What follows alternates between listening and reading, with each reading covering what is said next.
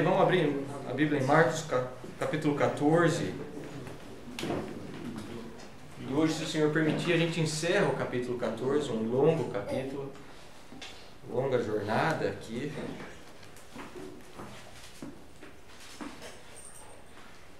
Hoje a gente vai estar vendo dos versículos 66 ao 72, Marcos capítulo 14, versículos 66 ao 72. O título da mensagem é O Cair e o Levantar de um Grande Herói.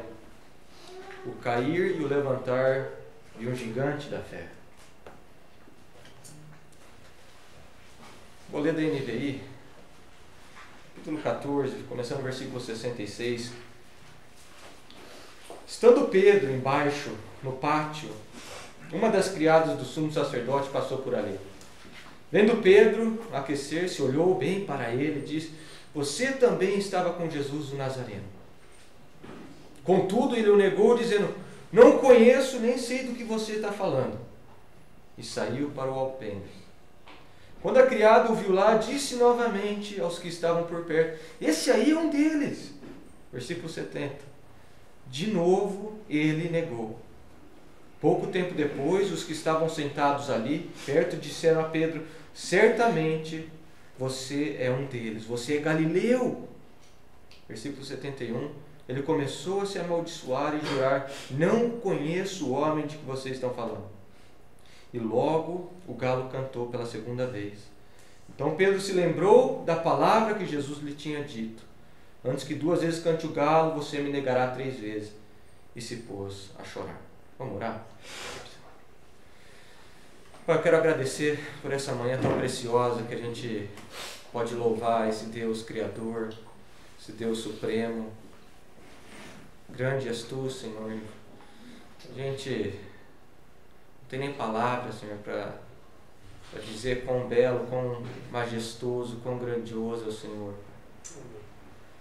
Quão gostoso é poder te louvar, Senhor. Quão gostoso é poder cantar louvores ao teu nome, Senhor Jesus. Pai, quão preciosa essa história diante de nós. Que o Senhor nos dê ouvidos para ouvir, Senhor, olhos para ver. Que o teu Santo Espírito esteja nos ajudando a compreender e a colocar em prática, acima de tudo, Senhor. Amém. Guarda minha boca. Me ajuda, Senhor. Me ajuda a pregar, me ajuda a expor a sua verdade, apenas soltá-la, não acrescentar, não tirar nada, apenas soltar o que está aqui, Senhor. Abençoa também os corações, Senhor Jesus. Obrigado. Amém, Senhor. Amém. Obrigado, Senhor. Obrigado.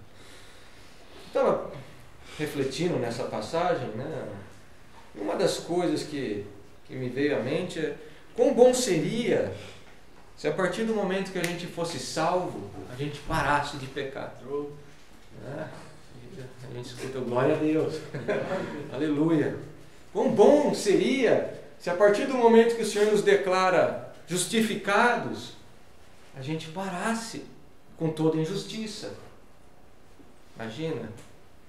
Não mais briga em casa, não mais briga no trânsito, não mais pondo coisas imorais diante dos olhos, não mais fofocando, não mais tantas outras coisas que a gente continua a fazer mesmo depois da salvação. Quão gostoso seria que apesar da justiça de Cristo ser imputada em nós e de uma maneira jurídica e legal o Senhor nos declarar justos e nos declarar salvos, a gente ainda não tem essa total justiça. Ainda tem justiça em nós. Essa é a realidade.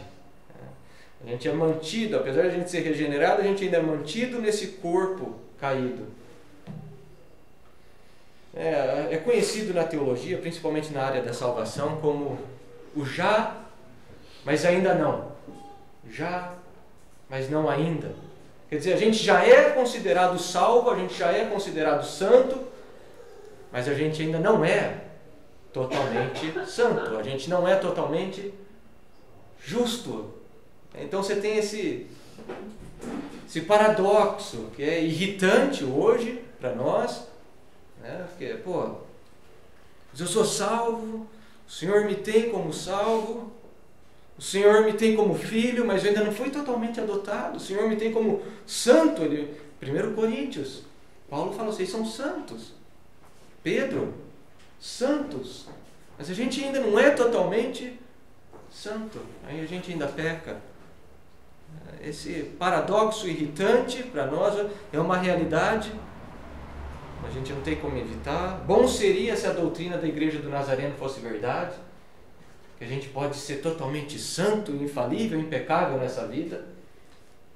Quem dera se fosse verdade isso. Basta você receber uma segunda bênção do Espírito Santo, falar em línguas e orar mais em línguas, e você vai conseguir ser totalmente sem pecado nessa vida. Quem dera se isso fosse verdade. Mas não é. A Bíblia deixa claro que a gente continua a pecar, que a gente continua a cair. Apesar da gente ter sido regenerado, apesar do nosso espírito ter sido feito novo, ele ainda está encarcerado nesse corpo caído, que é o que a gente chama de queda radical, né? A total depravação do homem, quer dizer, toda a parte do nosso corpo, do nosso ser foi afetada. Então, apesar do nosso espírito ser regenerado, ele ainda está encarcerado, está preso nesse corpo caído, e é por isso que a gente cai, é por isso que a gente peca. Todos os grandes heróis da fé, se for para Hebreus 11, todos eles caíram de alguma forma. Noé manguaçou, ficou bêbado. Davi adulterou, matou. Abraão mentiu. Jacó mentiu. Isaac mentiu. Todos eles caíram. Quem dera agora alguém se levantar. Paulo caiu.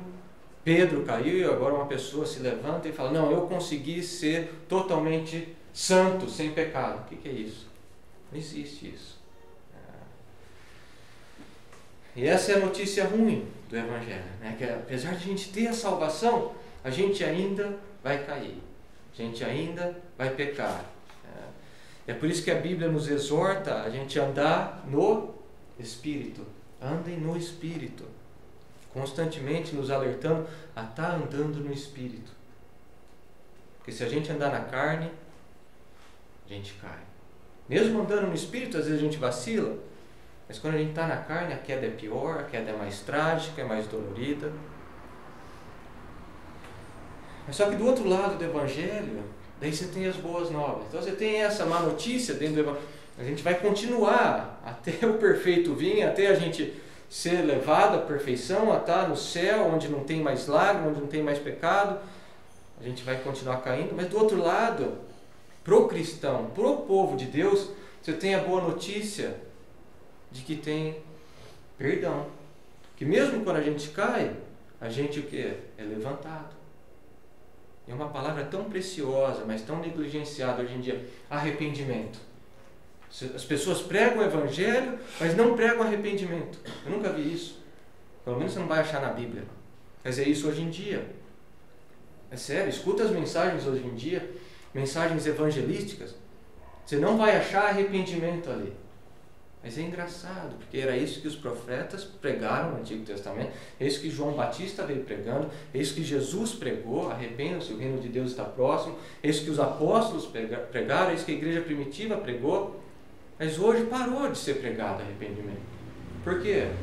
Arrependimento significa uma mudança de mente, é uma mudança no seu modo de pensar. Não é só mudar o pensamento, é se mudar esse pensamento te leva a uma ação diferente. E as pessoas falam, quem é você para falar que a pessoa precisa mudar o jeito dela viver? Ou mudar o jeito dela pensar? Negligenciam esse tão fundamental e tão precioso dom de Deus que é o arrependimento. É um dom de Deus, é um dom de Deus. Olha só, Atos 11. Arrependimento genuíno é dom de Deus, é um presente de Deus, é um remédio que Deus dá para os santos quando eles caem. Atos 11, versículo 18.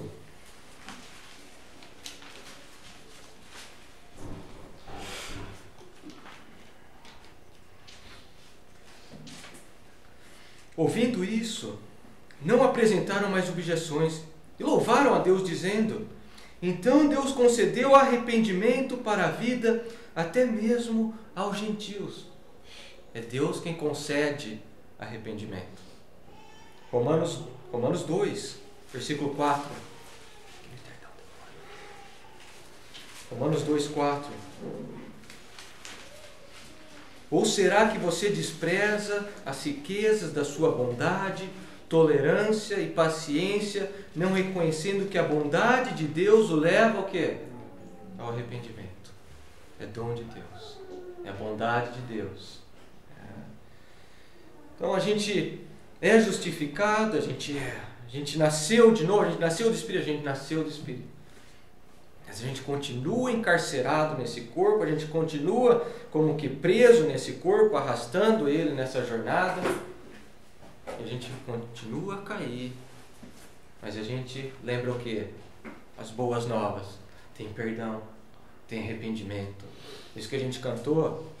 O sumo sacerdote, ele vai orando, ele está orando pelos seus, e ninguém tira a gente da mão dele. Então a gente cai, mas a gente não fica caído. A gente é levantado pela misericórdia dele. E essa história diante de nós, é isso que a gente vê claramente. Isso que a gente pode ver muito claro. É a queda de um santo, de um homem chamado, de um homem regenerado. Mas a hora que ele vacila, a hora que ele começa a andar na carne, ele cai feio. É só que ele não fica caído. Isso que eu quero chamar a atenção, porque muitas vezes a gente foca na queda de Pedro. E foi uma queda terrível, uma queda trágica, de fazer a gente chorar. Só que ele tem um outro aspecto, que é o levantar de Pedro, é a misericórdia de Jesus, é o perdão encontrado no Senhor.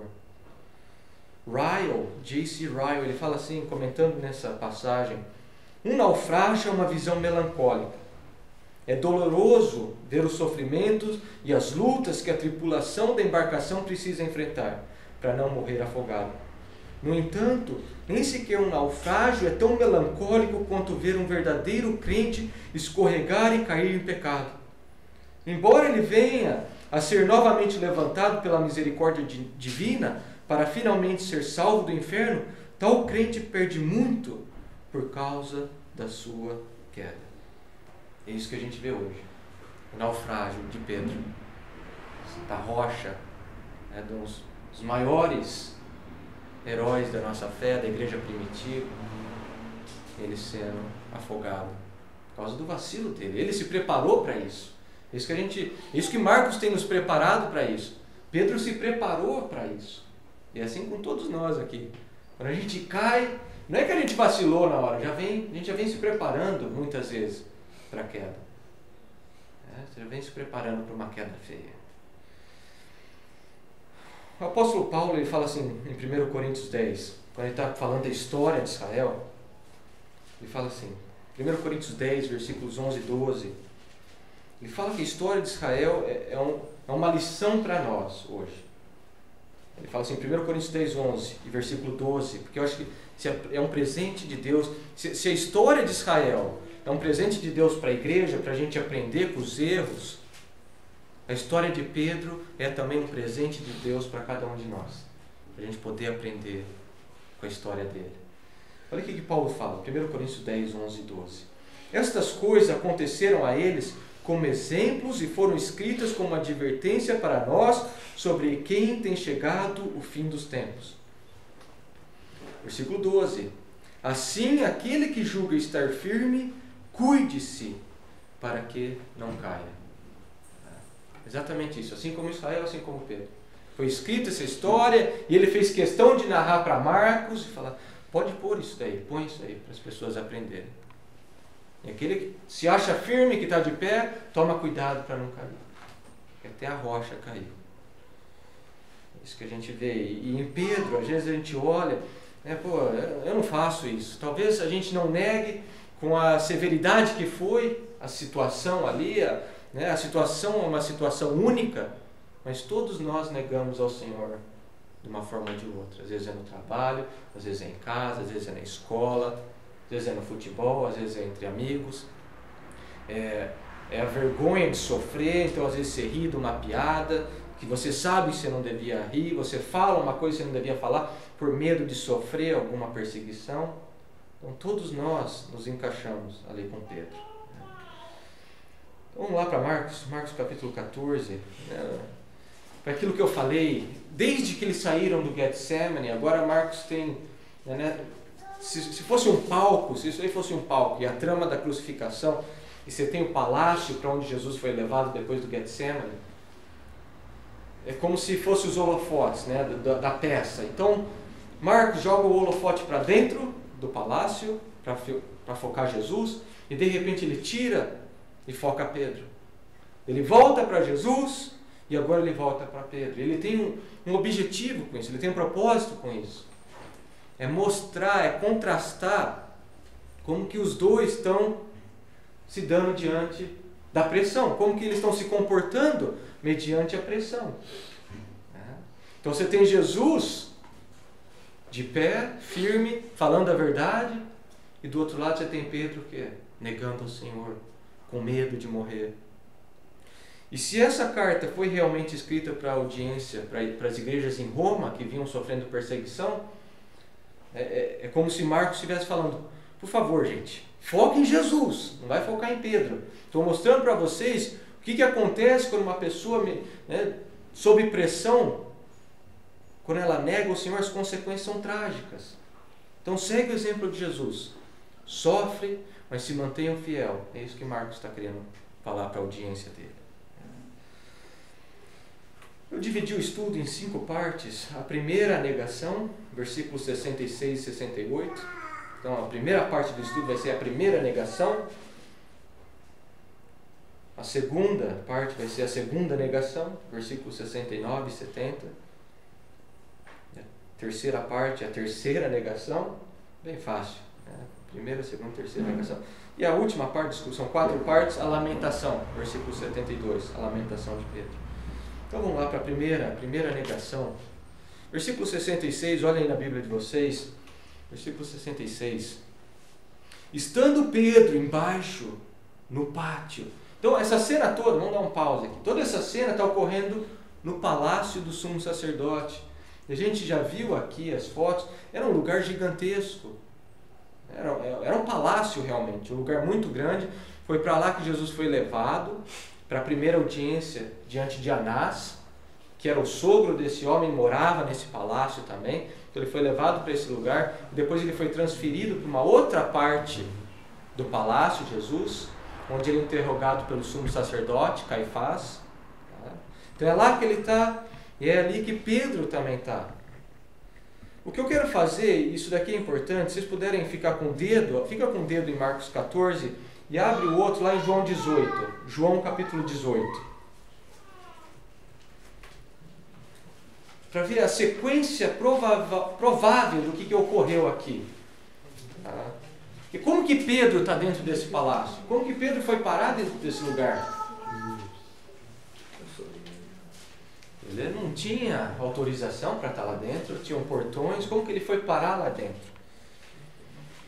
O que tudo indica, e aqui é o achômetro, isso que é o legal, é a hora que você pode especular algumas coisas, é que Jesus primeiramente ele foi levado para Anás, João 18 deixa bem claro, esse é o primeiro julgamento de Jesus, ele foi levado ele não era o sacerdote oficial, mas ele ainda era considerado como um sacerdote. Ele era o chefe ali de toda aquela gangue. Então João 18 nos diz que Jesus foi levado para aquele lugar e foi primeiro interrogado por Anás. Agora dá uma olhadinha no versículo 15 de João 18. Você pode ver lá no versículo 12 que ele foi levado para Anás. Agora no versículo 15, olha o que fala. Simão Pedro e outro discípulo estavam seguindo Jesus. Então, primeiro, Jesus foi levado para lá. 2, segundo, aqui na cronologia dos fatos. Pedro e um outro discípulo foram para o palácio. A questão que fica é quem que é esse outro discípulo? Quem que é? A maioria vai dizer que é João. Eu tenho muita dificuldade com ser João. E tem várias alegações muito boas de que ele podia vir de uma família sacerdotal, realmente. A prima de Maria, tinham um aspecto de sacerdotes ali na família, tudo bem. Outros alegam que João ele era conhecido, porque ali diz que ele era conhecido, olha lá no versículo 15, por ser conhecido do sumo sacerdote, esse discípulo entrou com Jesus no pátio da casa do sumo sacerdote. Outros dizem que João é porque João vendia peixe, era ele, já que eles tinham um negócio de peixe, ele que vendia todo o peixe que aquele palácio todo precisava. Então ele já era conhecido ali. E eu tenho muita dificuldade com isso. Primeiro que não iam deixar João entrar, eles já conheciam ali. João, você acha que se ele fosse um levita, estava com Jesus? Eu não sei, eu tenho dificuldade com Jesus. Com João, desculpa. O que eu acho mais provável dos dois aí, desse discípulo, seria José de Arimateia ou Nicodemos, na minha opinião. José de Arimateia, que ele era do membro, ele era desse concílio, e você tem Nicodemos, que no capítulo 3 diz que ele era muito respeitado em Israel. Então o que pode ter acontecido é que Pedro correu naquela, salve-se quem puder, ele correu, e ele sabia que Jesus estava sendo levado para ser interrogado no palácio, então ele correu para um desses homens que tinham acesso ao palácio. Então, na minha opinião, ele correu ou para a casa do Nicodemos ou para a casa de José de Arimateia e avisou: Jesus está sendo interrogado. Então eles dois vão para o palácio, só que acontece o seguinte: deve estar aquela muvuca. José de Arimateia ou Nicodemos, esse outro discípulo, entrou e Pedro ficou para fora É isso que ele diz aqui em João, olha lá, João 18. Simão Pedro e outro discípulo estavam seguindo a Jesus por ser conhecido do sumo sacerdote. Esse discípulo entrou com Jesus no pátio da casa do sumo sacerdote. Versículo 16.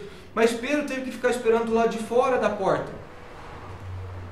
No meio do caminho lá, ele lembrou que Pedro, finalmente viu que Pedro não tinha entrado com ele. Então ele volta e pega Pedro, e permite Pedro entrar no palácio. Isso é importante, porque a moça que vai abrir o portão para Pedro entrar, esse discípulo desconhecido, Nicodemos ou José de Arimateia, fala: pode deixar esse homem entrar. Ela abre e ela acha esse cara estranho que está entrando. Então Pedro entra, e agora esse outro discípulo, ele sobe e ele vai ficar lá dentro com Jesus. Ele vê tudo o que está acontecendo. Talvez ele seja um dos guias da gente saber o que foi falado durante esse julgamento. Isso que eu acho difícil ser João que estava lá dentro. Para mim era um desses homens. Estava lá dentro vendo tudo o que estava acontecendo. Só que Pedro não pôde subir, então Pedro fica no pátio. E é isso que capítulo 14 de Marcos, versículo 54, diz que ele ficou tentando se aquecer no fogo, ele ficou tentando se misturar com as pessoas ali.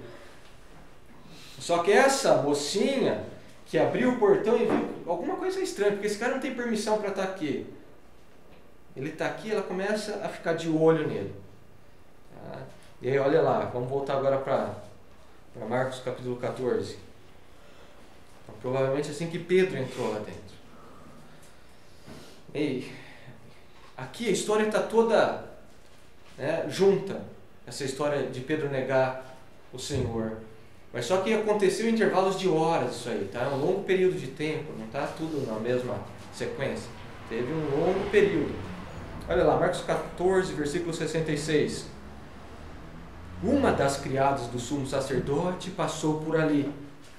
João 18, 17, ele fala que essa mesma escrava, essa mesma criada que abriu o portão para Pedro. João 18, 17.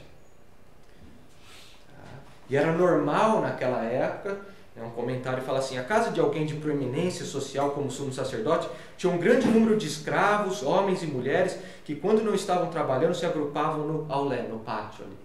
Era normal ter essa galera toda ali no pátio. E essa moça que abriu o portão, ela abriu o portão para Pedro e ela começa a ficar invocada com Pedro. Quem que é esse cara aqui? Ela era uma mocinha invocada. Ela começou a farejar ali que alguma coisa estava estranha. E ela começa a ficar na cola de Pedro.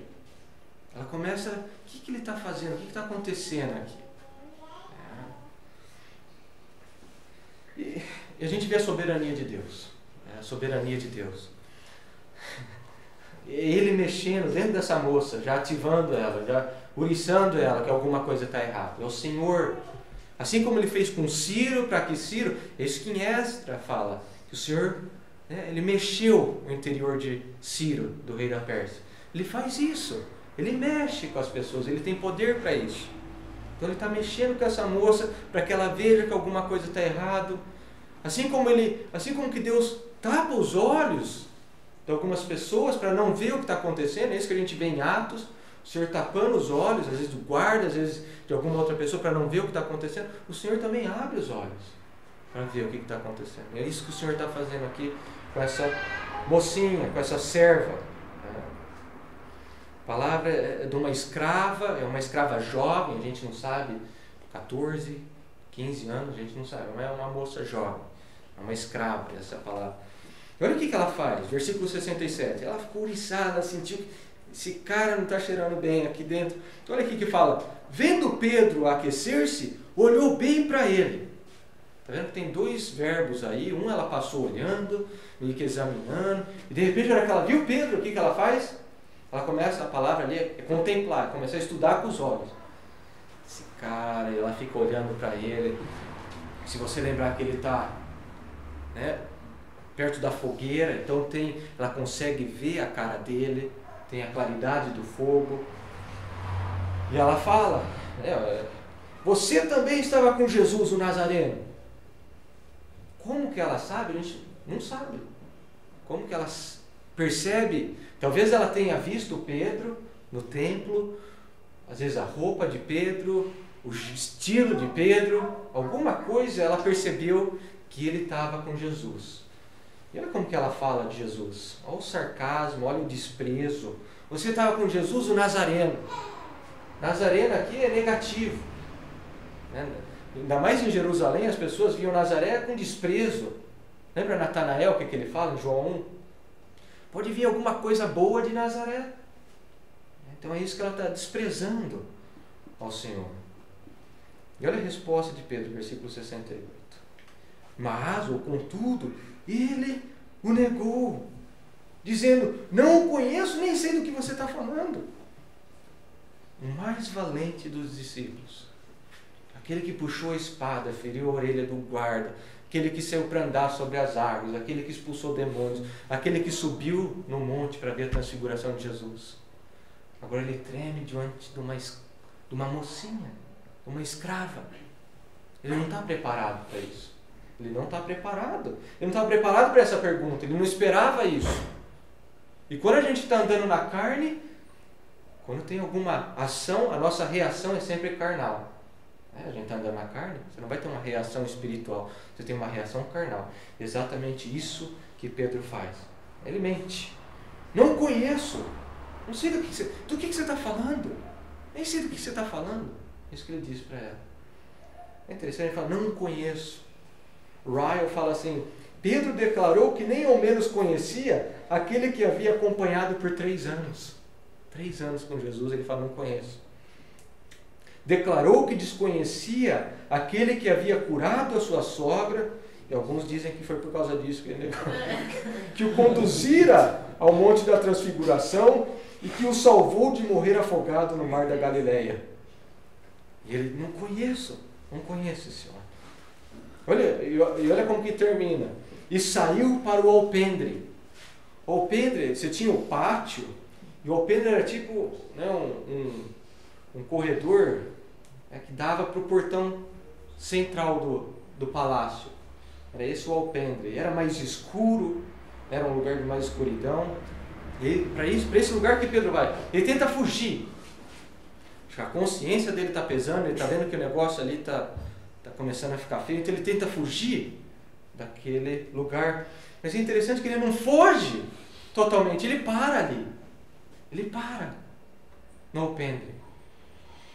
Certo ele ter corrido para fora do palácio e chorar e pedir auxílio para os discípulos, mas não, ele para ali. O ego, a carne dele, o orgulho dele de que, não, eu prometi que eu vou ficar com Jesus até o fim, eu vou ficar com ele. Então ele tenta meio que se esconder ali. O orgulho, a carne dele mantém ele preso nessa arapuca que ele está. Triste. Algumas versões acrescentam, e o galo cantou. E o galo cantou, é como se o Senhor já mostrando para Pedro, alertando ele, lembra do que Jesus falou, e ele ignora. Não, eu vou vencer as palavras de Jesus. sou mais forte. Ele se mantém ali, no alpendre. Versículo 69, a segunda negação. Quando a criada ouviu lá vai ela. Falei para você que ela invocada, ela sentiu que o negócio ali está estranho, esse cara está cheirando mal aqui dentro, então ela começa a agitar as outras pessoas, e o que acontece aqui é um grupo que vai lá. Porque Lucas diz que um homem também perguntou para ele. Então ela vai com um grupo, ela já começou a agitar, esse cara é estranho, ele estava com Jesus. E ela diz, esse aí é um deles. Esse aí faz parte do grupo de rebeldes. Que está com aquele homem de Nazaré. É o versículo 70. De novo, Pedro negou. Triste. É triste. Esse palácio, todo esse lugar está repleto de mentira, é isso que a gente já viu. Está repleto de mentira. Trazendo falsas testemunhas, é uma mentira atrás da outra. E agora Pedro está contaminado também por isso daqui, por mentira. Ele novamente mente. E é assim que ocorre com a mentira. Você mente uma vez, você tem que mentir de novo. Se você não se humilhar e pedir perdão, e você vai mentindo e mentindo, e a hora que você vê, já virou um mar de mentiras. Isso está acontecendo com Pedro aqui. Você precisa de uma mentira nova para cobrir, para desculpar a primeira mentira.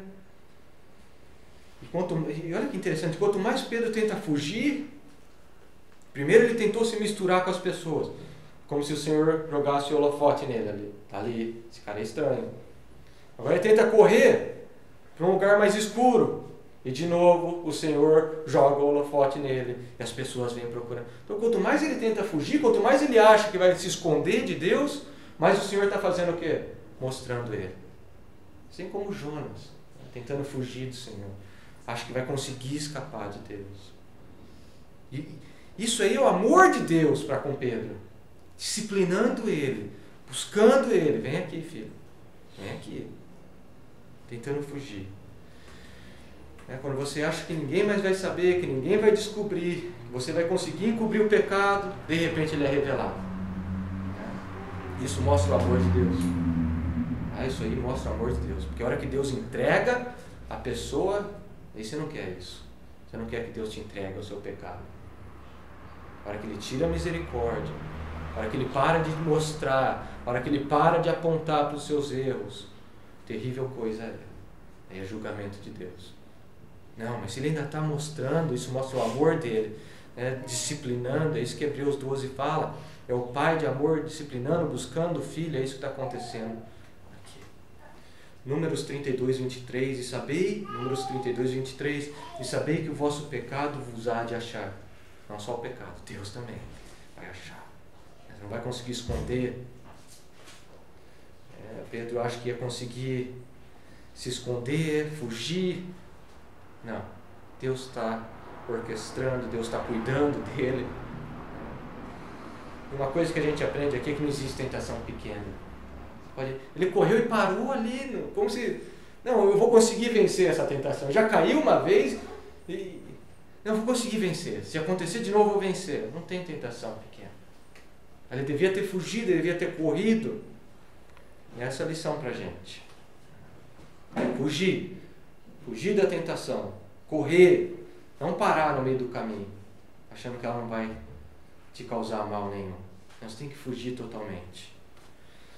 Terceira negação, olha lá.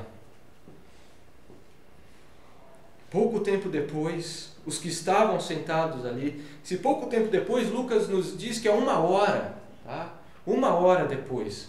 1 hora que Pedro parou para pensar, para refletir, ele já podia ter corrido para fora do palácio. Jesus disse que eu vou negar ele 3 vezes. Eu vou sair daqui, eu não quero negar ele a terceira vez.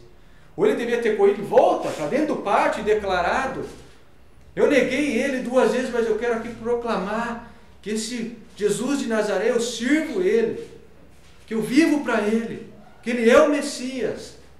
Não, ele fica parado dentro da arapuca dele. 1 hora se passou.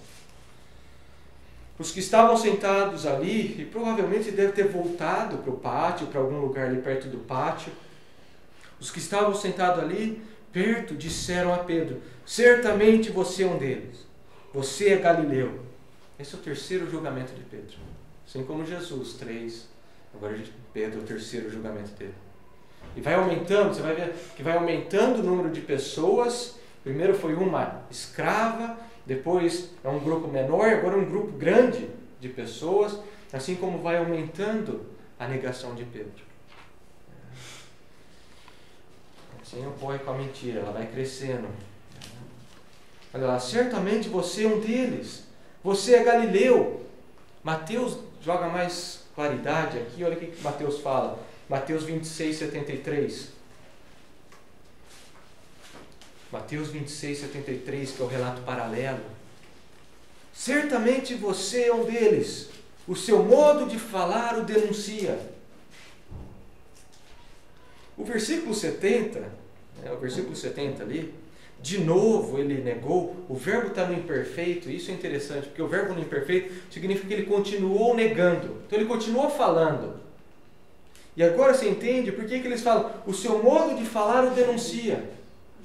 Então eles ficaram ouvindo Pedro falar, eles falaram, esse cara aqui tem sotaque da Galileia.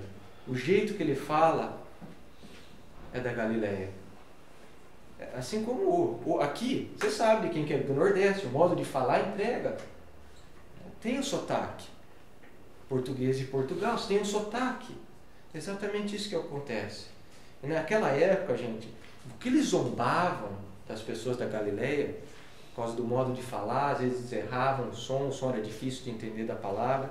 Você pega os relatos históricos, eles zombavam muito de quem vinha da região do norte. E se não bastasse o sotaque dele, olha só João 18, 26. João 18, 26. Um dos servos do sumo sacerdote, parente do homem cuja orelha Pedro decepara, insistiu, eu não o vi com ele no olival. Então quer dizer, se não bastasse o sotaque, eles foram buscar alguém que estava lá no jardim. Eles trouxeram um parente de Malco, o cara que perdeu a orelha. Então o cara chegou e... eu vi esse cara que decepou a orelha do meu irmão, do meu primo. Então ele não tem como escapar. Está perdido. O sotaque entregou. Agora você tem uma testemunha ele que viu ele decepando a orelha de um parente dele. Então ele está perdido, está encurralado aqui, não tem como sair. Então olha o que ele faz. Olha como que ele se aprofunda ainda mais no pecado e na mentira. Versículo 71. Essa é uma das cenas mais tristes que a gente tem no Novo Testamento. E ele começou a se amaldiçoar, e aí não tem a se amaldiçoar. No grego você não tem esse ser. Tanto é que não sabe se ele começou a amaldiçoar Jesus ou ele começou a se auto-amaldiçoar. Não dá para saber. Alguns acreditam que ele começou a amaldiçoar Jesus, sabe? Eu não conheço esse homem, esse Jesus de Nazaré. Como se fosse, e a jurar, olha lá, não conheço o homem de que vocês estão falando. Eu acredito que ele começou a se amaldiçoar, como se dizendo, que eu morra, que Deus me mate se eu faço parte desse grupo. Eu acho que era isso que ele começou a falar. Que Deus me mate, que Deus me julgue, se eu não estiver falando a verdade que eu nem conheço. E olha como que ele fala, não usa nem Jesus. Esse homem, como ele se distancia de Jesus. Aquele homem que ele havia prometido morrer com ele, agora chama de aquele homem. Aquele homem que ele tinha professado entre os discípulos ser o Cristo, que Pedro falou, tu és o Cristo, Filho de Deus. Agora eu não conheço esse homem. Você vê a ação de Pedro, ele está se comportando de uma forma que ele perdeu totalmente o temor do Senhor. Perdeu totalmente o temor por Deus. Agora, ele está numa situação que ele está mentindo para ele mesmo de que Deus não está vendo o que está acontecendo. Ou ele está numa situação de que a mentira é tão grande que agora ele está acreditando na mentira. É isso que acontece. Tem algumas pessoas que acreditam na mentira. Tanto é que a gente tem um amigo nosso que a gente chama de Forrest Gump, contador de história. Ele começa a contar tanta história, tanta mentira, que ele acredita nas mentiras dele. Então pode ser isso que esteja acontecendo com Pedro. Eu não conheço esse homem. Começa a perder o temor do Senhor. E às vezes a gente olha, e foi isso que eu falei no começo, aí não foi uma queda de repente. Marcos já vem nos preparando para isso. E aqui no estudo eu coloquei a preparação de Pedro para a queda.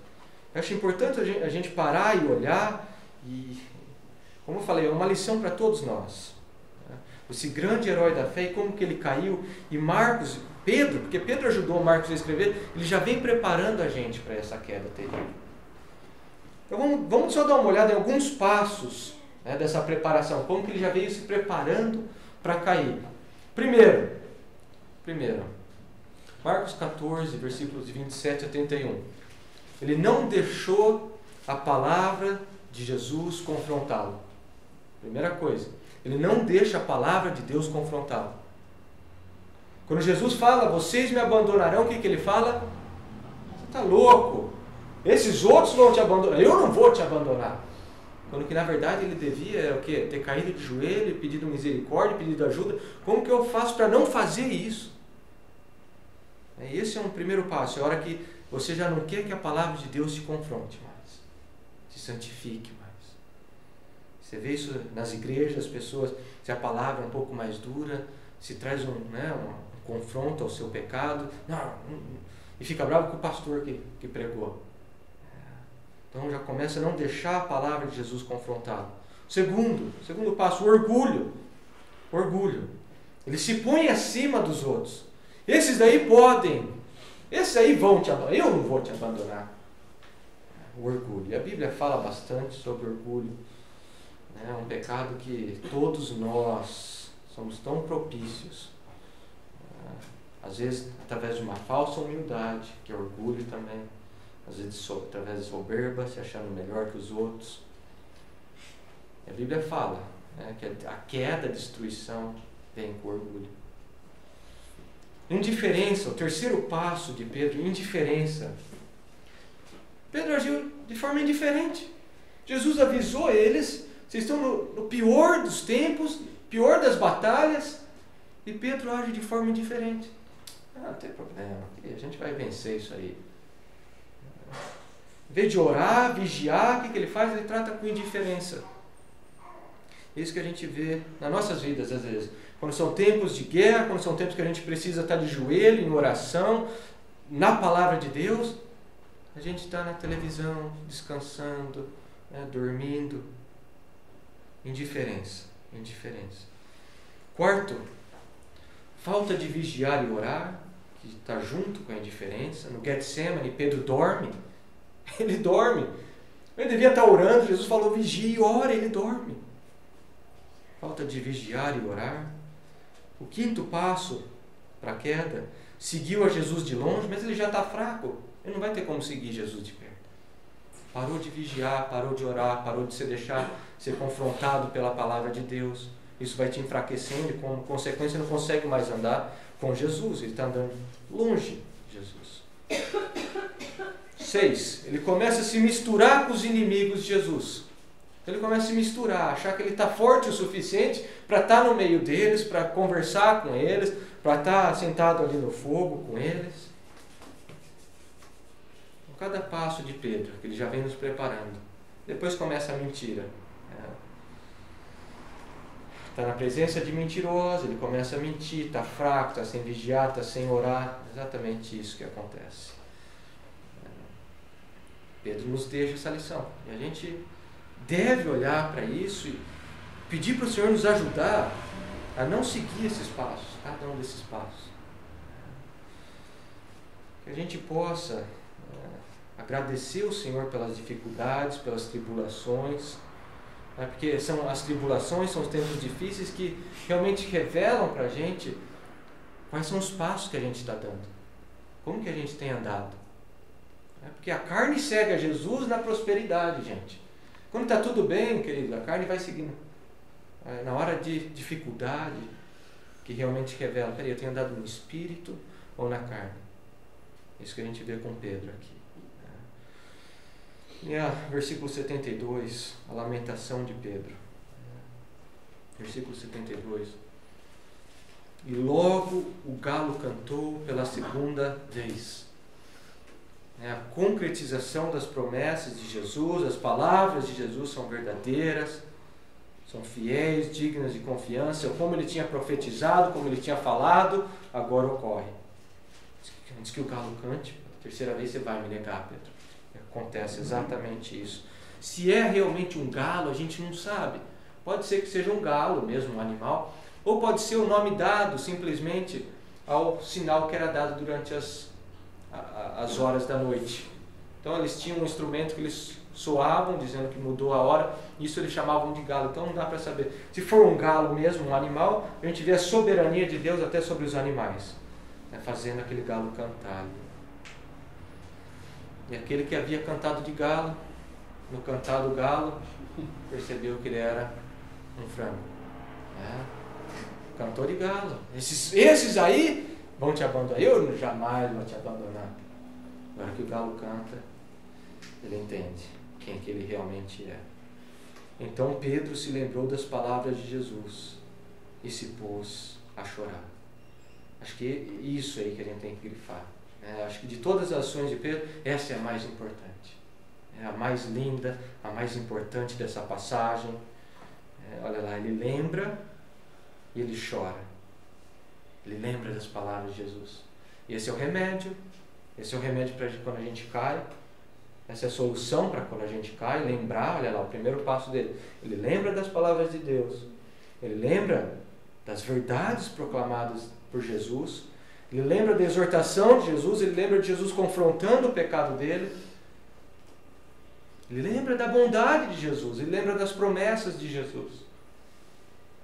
É isso que Romanos 11, 22 fala. Romanos 11, 22. Considera, pois, a bondade e a severidade de Deus. É isso que Pedro está fazendo. Ele começa a lembrar da bondade, da santidade, da severidade de Deus. Que ele julga o pecado, mas ele concede perdão. E aí o segundo passo, ele se arrepende.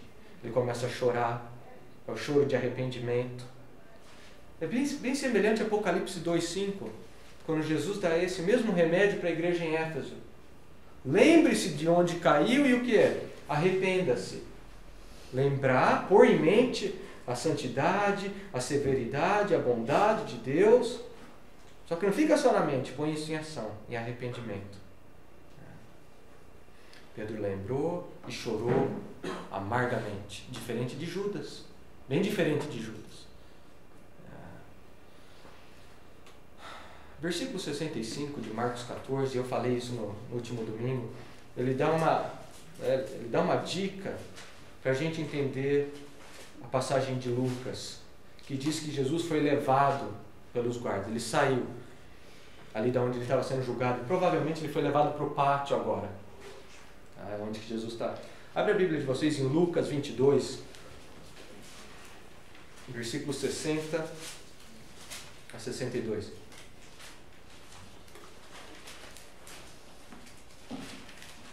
Lucas 22. Esse olhar de Cristo é uma parte tão importante nessa cena. Lucas 22, começando no versículo 60. Pedro respondeu: homem, não sei do que você está falando. Falava ele ainda quando o galo cantou. Olha lá, versículo 61. O Senhor voltou-se e olhou diretamente para Pedro. Então Pedro se lembrou da palavra que o Senhor lhe tinha dito: antes que o galo cante, hoje você me negará 3 vezes. Saindo dali, chorou amargamente. Essa cena, gente, é digna de separar e refletir.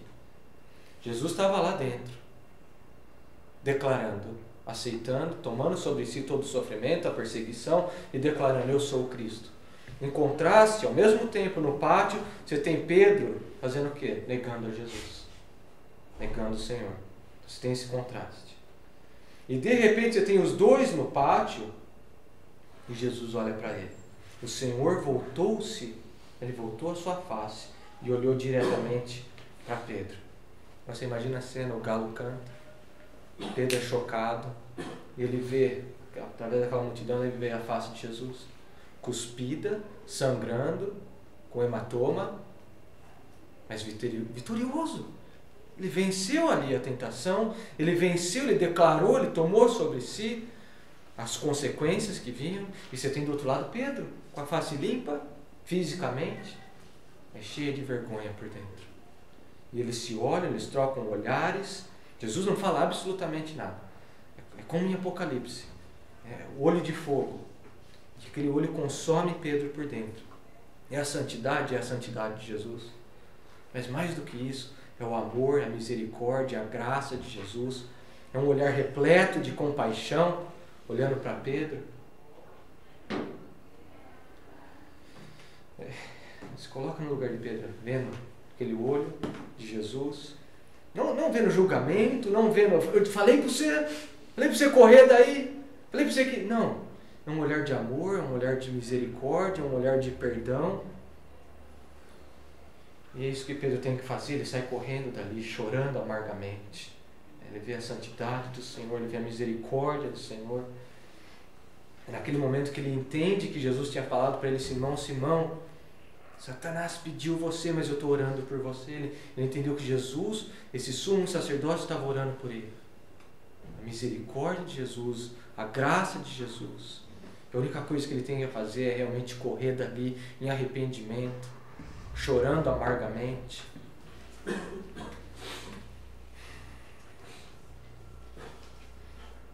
É uma cena realmente da gente parar e refletir e contemplar e saber que hoje o Senhor olha também com esses olhos para nós, através da palavra, através do Evangelho. Ele olha para nós.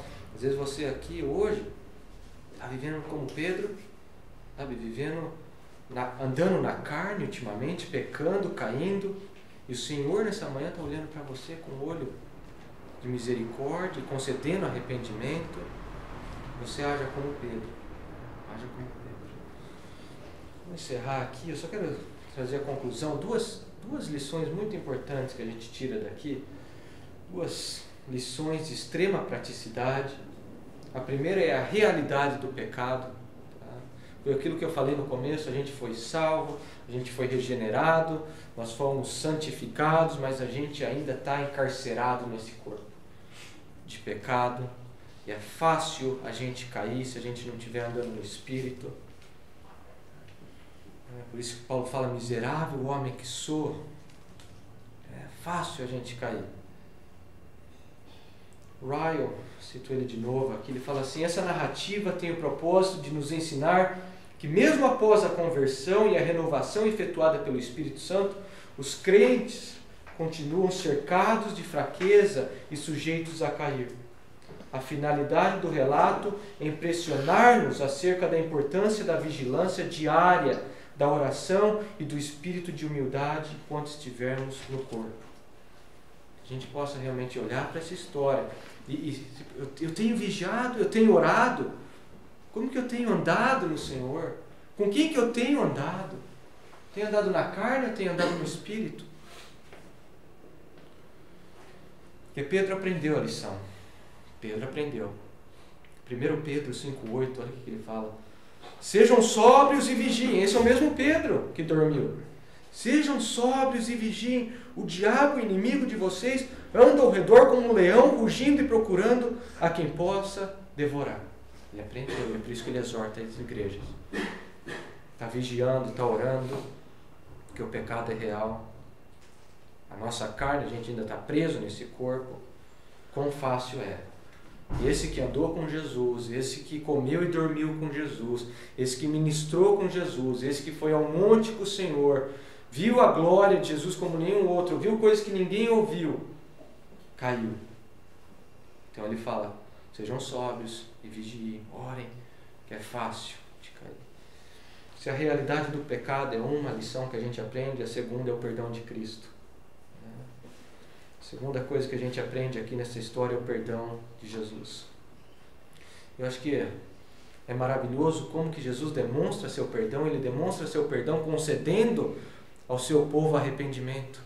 Ele dá arrependimento às pessoas. É um dom de Deus. Ele mostra que Ele tem nos perdoado e nos dando, reformando a nossa mente, fazendo uma mente nova, o nosso modo de pensar. Essa história mostra a graça de Deus em preservar os eleitos. É o perdão de Cristo. Pedro, vou estar orando por você. Ele não falou isso para Judas, ele não fez isso por Judas. Ele estava orando por Pedro. A graça do Senhor. A gente vai encerrar aqui, só voltando. Lucas 22, 62, só para a gente encerrar. É Importantíssimo isso. A gente está falando do perdão de Cristo, do arrependimento. E olha como que o arrependimento é mostrado. 1 João 1,9, se confessarmos os nossos pecados, Ele é fiel e justo para nos perdoar. A gente tem que se arrepender, a gente tem que confessar os pecados. Olha o que Pedro mostra para a gente. Olha o sinal de um arrependimento genuíno. Lucas 22, 62. Saindo dali, é o primeiro. Agora ele fugiu, agora ele saiu dali totalmente. Agora a ideia de que realmente ele entendeu onde que ele estava e ele fugiu daquela tentação. Isso é o primeiro sinal de arrependimento. É você realmente fugir, realmente você correr daquilo que você sabe que vai te fazer mal, que te vai fazer cair. Arrependimento genuíno é demonstrado na nossa fuga das tentações. 1 Coríntios 6,18. Fujam da imoralidade. 1 Coríntios 10. Fujam da idolatria. Sinal de arrependimento. Quando você foge. Não fica andando ali perto da tentação. Tem problema com fofoca. Você fica andando com amigas, com mulheres, com homens que vão fofocar. Tem problema com álcool. Vou ficar perto ali de onde o pessoal está. Eu sou forte. Não. Tem problema com imoralidade. Vou ficar perto de programa. Vou ligar a TV. Vou estar com gente. Não. Você tem que fugir disso. Fugir. Saindo dali. Primeiro sinal de arrependimento. Fugir da tentação. Olha aqui que ele continua. Chorou amargamente, mostrando o coração dele contrito, um coração que entendeu, uma mente que entendeu o quanto que ele desprezou a Jesus. Ele começa a chorar. Não é um choro que está trazendo uma justiça, não é um choro que está trazendo arrependimento, mas esse choro é demonstração do arrependimento dele. Matthew Henry, ele fala assim: aqueles que pecam docemente devem chorar amargamente, pois mais cedo ou mais tarde o pecado será amargo. Um choro genuíno, um choro, são lágrimas de um coração realmente que entendeu a situação dele, entendeu o que ele havia feito. Thomas Watson, no livro dele das Bem-aventuranças, ele fala assim: o pecado deve ter lágrimas. Enquanto carregamos o fogo do pecado sobre nós, temos de carregar a água das lágrimas para apagá-lo. Aqueles que não choram, com certeza perderam o uso da razão. Deus se deleita em nossas lágrimas. Senão ele não teria uma garrafa para colocá-las. Ele cita Salmo 56, 8. Apesar das lágrimas serem silenciosas, elas têm uma voz. E ele cita Salmo 6, 8. Como Davi disse, minhas lágrimas são os meus alimentos. Salmo 42, 3. O choro de arrependimento é realmente agradável ao Senhor. O Senhor se alegra quando é realmente genuíno. Joel 2,12. Agora, porém, declara o Senhor: voltem-se para mim de todo o coração, com jejum, lamento e choro. E mostra realmente o quanto você entendeu que você ofendeu o Senhor, que você não devia ter feito aquilo. Como o seu pecado é terrível. Então você vê a ação de Pedro, ele se arrepende, ele chora, ele corre dali. E por causa disso, o Senhor o restaura. João 21, a gente tem a restauração de Pedro. E Jesus pergunta para ele: quantas vezes, Pedro, tu me amas? 3. Para compensar o quê? As 3 vezes que ele negou. Assim como você me negou 3 vezes, publicamente estou perguntando aqui: Pedro, tu me amas? Pedro, tu me amas? Pedro, tu me amas? Daí que ele fala: Senhor, tu sabes. Tu sabes. Você sabia que eu ia te negar? Eu argumentei com o Senhor sabe. O Senhor conhece o meu coração. Quem sou eu para argumentar com o Senhor? Ele entendeu, ele se arrependeu e ele se torna pedra da igreja primitiva, o primeiro a se levantar em Jerusalém e a declarar. E é muito interessante, Atos 2, a declaração de Pedro. Atos 2, magnífico sermão que ele profere ali em Jerusalém. Olha o versículo 22. Você lembra que a moça perguntou para ele, falou para ele: você também está com aquele Jesus de Nazaré? Olha o que ele fala agora: israelitas, está todo mundo lá. Ouçam essas palavras. Jesus de Nazaré foi aprovado por Deus diante de vocês por meio de milagres, maravilhas e sinais que Deus fez entre vocês por intermédio dele, como vocês mesmos sabem. Então agora ele começa a falar quem que é realmente esse Jesus de Nazaré. Se naquela hora ele havia negado, o arrependimento dele agora mostra. Ele se levanta no meio da liderança e ele profere quem que é aquele Jesus de Nazaré que eles mataram. É Deus, está à direita de Deus agora. É linda, linda história. Ele aprendeu, você começa a ler as epístolas de Pedro, as 2 epístolas, você vai ver o quanto que ele fala sobre orgulho, que ele fala sobre falta de oração, sobre vigiar. Ele aprendeu. E o arrependimento genuíno é demonstrado nisso. É uma vida transformada, uma vida mudada, novas ações. Então a gente encerra com esse grande exemplo, esse grande herói, mas acima de tudo, esse maravilhoso Deus que a gente tem, esse maravilhoso Senhor, que nos olha hoje com o mesmo olhar de misericórdia, de graça, de perdão. Amém?